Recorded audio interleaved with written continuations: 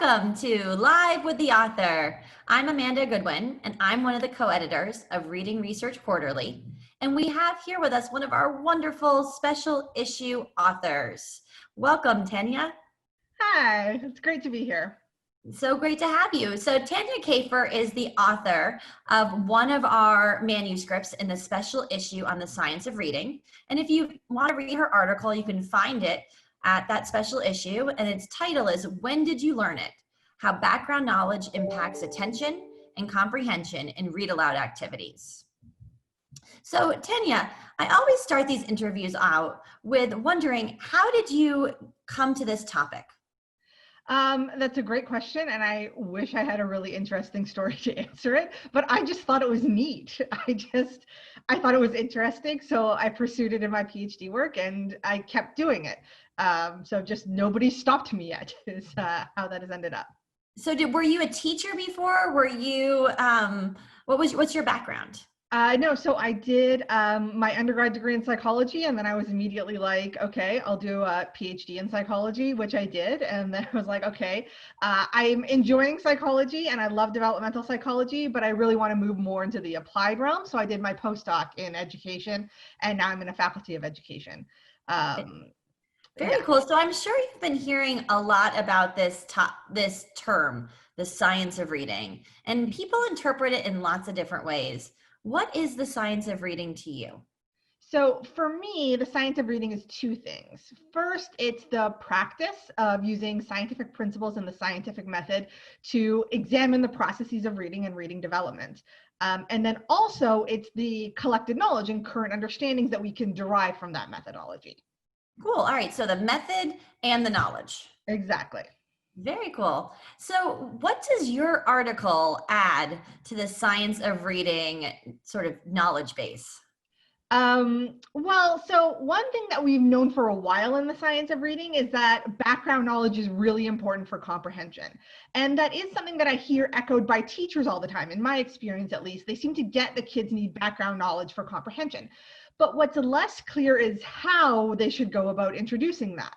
So the inspiration from the study actually came from a time when I was in a classroom on a completely unrelated project, and there was a read aloud going on in kindergarten for a small group of kids, like 5 of them. And she started by showing them the cover of the book. It was the Gruffalo, a classic. So she started by showing them the cover of the book and asking them, what do you see on the cover? Oh, I see a monster. Oh, I see a mouse. Oh, I see trees. Okay, what do you call a group of trees? It's a forest. Do you think the mouse lives in a forest? And then that followed up with what other kinds of animals live in a forest. And so that's where it really got interesting for me, because now we're branching out outside of what you can actually see and starting to think about what you might assume, inferences that you might be making based on what you see.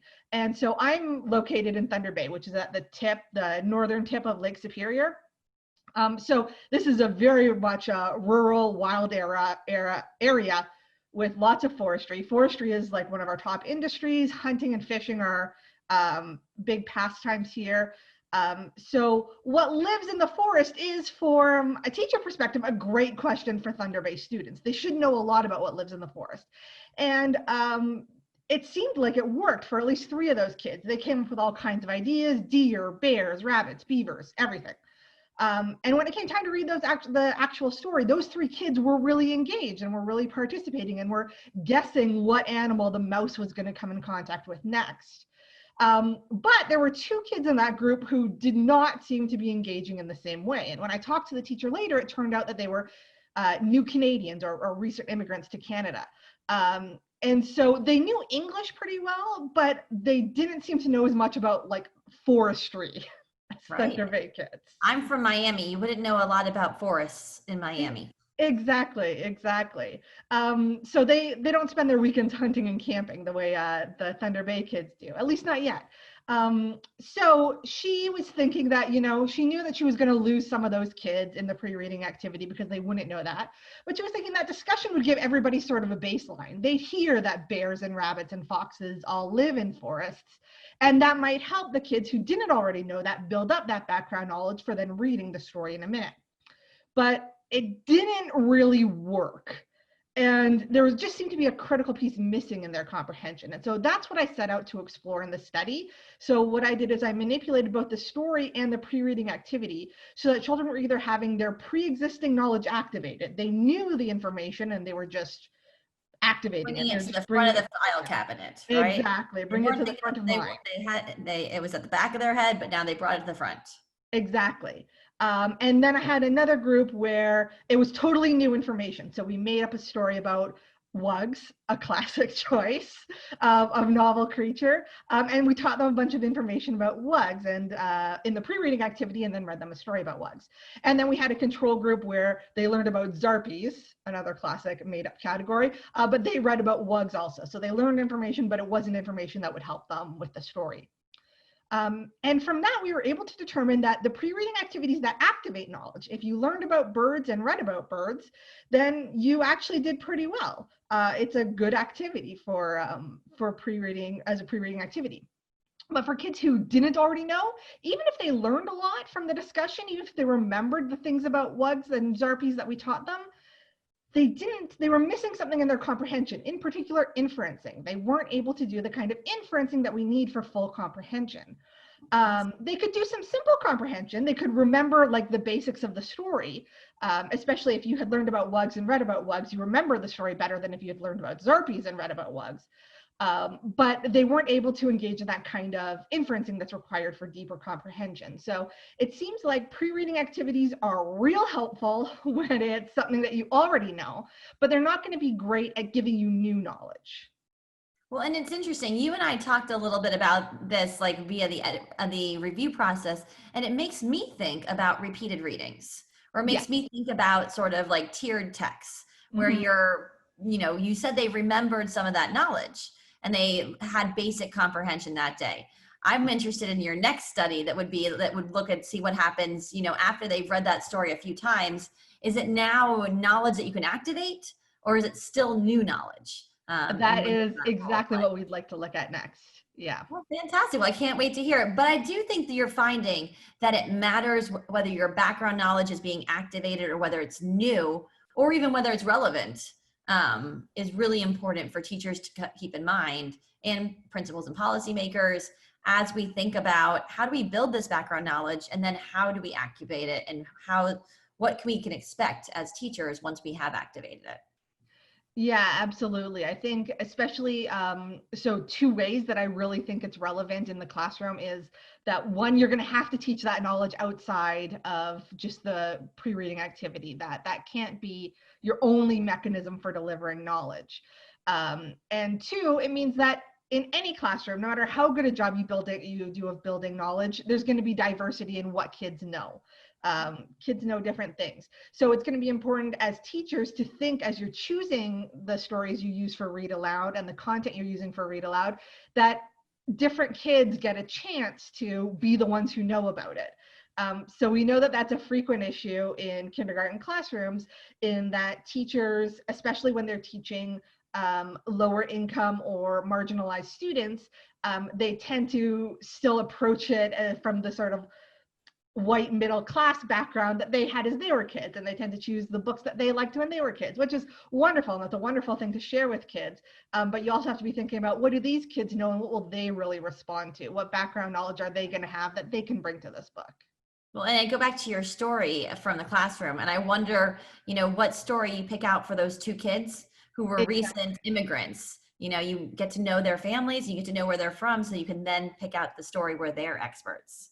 Yeah, exactly. And that gives them an opportunity to share with the class in a way that they might not get to in a lot of other subject matter areas. Very cool. So, I think you've sort of shared this, but what should teachers do tomorrow based off of your study? So the main thing I would say is, one, you got to teach stuff. So one thing I hear from teachers all the time is that they don't care so much about what kids learn. They care about that they learn the process of learning, which is a great idea, but it turns out to not work super well in practice. Super important. Yeah, so they need to learn things. And I mean, this sort of ties into when we talk about principals and policymakers too, that we have to start thinking about the curriculum, not just as there's literacy and there's math and everything else can just go to heck. Who cares about it? Like all those other things matter because those are the knowledge bases that are going to build up those procedural bases in literacy and math. Yeah, well, I've heard it discussed as a knowledge building curriculum. Yes, yes, exactly. Yeah. Cool. And then you said that was the first thing. Is there a second thing for teachers? Yes, so just increase the diversity of the books you're looking at. So And there's been, I mean, one of the great things about, there are not a ton of things about being great about being alive in 2020, but one of the great things about being alive in 2020 is that people are giving this extra push of what kind of books are going to be appropriate for different types of kids and kids from different backgrounds. And you can find those lists in a million places on the internet. And so I encourage teachers to check those out and start getting more comfortable trying different kinds of books. Great. And so for principals and policymakers, you emphasize the knowledge building curriculum. Are there other things that they need to think about? I think that's sort of the main thing, in that to not think of the other subjects, the knowledge building subjects like science and social studies and art and music as being extras, but rather being a rich part of that knowledge building curriculum that are going to ultimately help literacy and math, because they're providing those knowledge bases that kids can then reason on and develop those conceptual knowledge skills and build their literacy and math skills. So really thinking about the whole curriculum is, I think, going to be vital for principals and policymakers. Yeah, and it almost seems like your findings are also vital for science teachers and social studies teachers. If I'm reading a social studies text where some of my kids already know a start about that history, and my other kids haven't heard of the history, I need to expect that they're going to engage in that text in different ways. Yes, exactly. I mean, an example I give, which is obviously not an appropriate example for kindergartners, but back in the day, I was reading the letters of Jean-Paul Sartre to Simone de Beauvoir, and he was in World War II, and he was complaining constantly about being at war, as you might as a soldier. But it was funny because it had the dates, of course, on every letter. And as I was reading, I was like, he was 3 days into war being declared. It was like 1941. And he's like, this is the worst. I can't wait to get out of here. And I'm like, oh, you poor bastard. But those kind of like knowing that history enriches the literacy and the comprehension of what's actually going on in the story. That's true for adults. It's true for little kids. So knowing all those things. So, and in history, having those literacy skills is going to help. So what you already know is going to build on what you can learn. It's more is more. It's my aesthetic, and it's actually true in knowledge building. Very cool. So what does this study mean for parents? So for parents, it's a little trickier because you don't necessarily want to tell parents what kind of information they should be providing to their kids. Each culture is going to have a different rich base of knowledge, and you want to transmit all of that to kids, because even if it's not necessarily relevant for school, it's still a rich part of their development. But I do think we can convey that message that more is more, and that letting kids explore, answering those, annoying toddler questions, and trying to figure out. Why? Yes, exactly. My almost 3-year-old nephew has just entered the why stage, and it is a lot of fun, but also infuriating. And so I'm very sympathetic to parents, especially now when maybe the kids are around more often, and you don't get as much of a break. But answering those questions can really help develop that knowledge. Well, so it's answering the questions. And I also take away your point too of just focusing on building knowledge. And so exploring different things, thinking about the different things, looking things up on the internet, reading different types of books, knowing that your kid's going to have different interactions with the different types of books that you read. So when you read about dance and they go to dance class, their interaction with the book is going to be very different than when you read about a holiday celebrated by a different culture. But both, to me, from what I'm hearing you, seem important because that knowledge piece is key. Yes, exactly. And I mean, again, one of the great things about being alive today is that you can find that variety in children's books. So there's, Curious George at Christmas and Curious George celebrates Eid. So like all those things are available, and you can help your kids learn about a bunch of different things.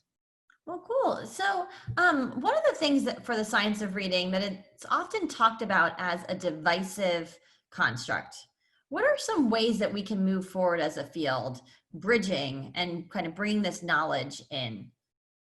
I think that's a great question. I don't know that I have a fantastic answer. I mean, background knowledge is one of the things that I think is not super controversial in the science of reading. I think everybody sort of agrees that background knowledge is important.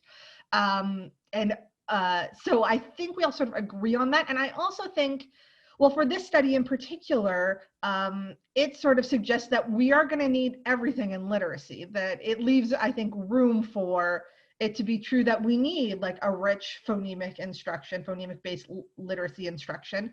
We're also going to need knowledge, which is going to have to come from a variety of places. We're also going to need, comprehension strategies, oral language skills, all those other wonderful things I think are still a part of, the rich tapestry that is the science of reading. And so I think part of the reason it's controversial is because teachers understandably have a limited amount of time. And there's only so much they can do, and they feel a lot of pressure to do all things. And I think in some ways we just have to acknowledge that, yeah, all things are required and they all have to be done. And there's no good solution. We're doing the best we can with the information we have at hand, I think is the. And I think it's, the thing that I lean towards also is that it's a lot more fun when there's a lot of knowledge. Like I think about these meaningful units where you are building knowledge. So you're building knowledge and then you're activating it through lots of different texts in lots of different ways. And so personally, I get excited when I read studies like yours because it's not that kids had to have the knowledge. They did best when they had the knowledge. But you also were able to activate knowledge that did foster basic comprehension. And Yeah. so the idea is that we can teach knowledge. We can share this amazing world that we live in, and then read texts about the different perspectives and all that kind of stuff. But if we focus on that rich building of knowledge, I think it frees us up as teachers because it's no longer, I have to just do something that's basic. I can do something that's more meaningful to my students. Yeah, absolutely. And sometimes I feel honestly a little bit bad about that, and that this is never a hard sell for teachers because, I mean, people become teachers because they want to see kids learn things. Watching kids learn things is so rewarding. So they're usually pretty enthusiastic about, oh, I get to teach them something. But we also do know that the other elements of the science of reading are super important and often less fun to teach. So so sometimes I do feel a little integrated too, right? So we can do an amazing phonics lesson as part of a book on seeds, you know? And so we can do all this stuff and build knowledge while we're building phonics knowledge. So that stuff is all really exciting to me. So as we're kind of thinking about all these wonderful messages you've given us, what are some takeaway messages that you want us to leave this conversation with? Well, I'd say, the first one is probably the most obvious one. Knowledge matters. Knowledge is really important. You gotta build it. There's no getting around it. It's not a trivial pursuit. Haha. But it also, then the other thing is that, the more you know, the more you know. So those quick little snippets can be good for basic comprehension. So they're a good starting point, but you're going to need more. It's got to be that deep entrenched knowledge to get to that inferencing space. So you can't expect students who have heard something once to be able to really reason about it and think critically about it and make those inferences. You've got to build that knowledge. Take its, like a seed, it's a little bit growing every time. Very cool. Well, I'm going to take that with me as I'm training teacher candidates, as I'm working with teachers, but also as I'm working with my kiddos. I have a 4-year-old and a 2-year-old at home, and this is making me think about how to build knowledge extensively with them. Well, 4-year-old is my favorite age. I just think that they are having so much fun learning things at that age. So I envy you a little bit of that. Well, thanks so much, Tanya, for being with us. We had a great conversation, and thank you for your study. I really appreciate you pushing the field forward to help us think about background knowledge isn't just important, but it's also important how you activate it. And as teachers and as researchers, we need to think about this distinction between activating background knowledge and providing background knowledge. Well, thank you so much. I had a really great time. Thanks for having me. Anytime. Thank you.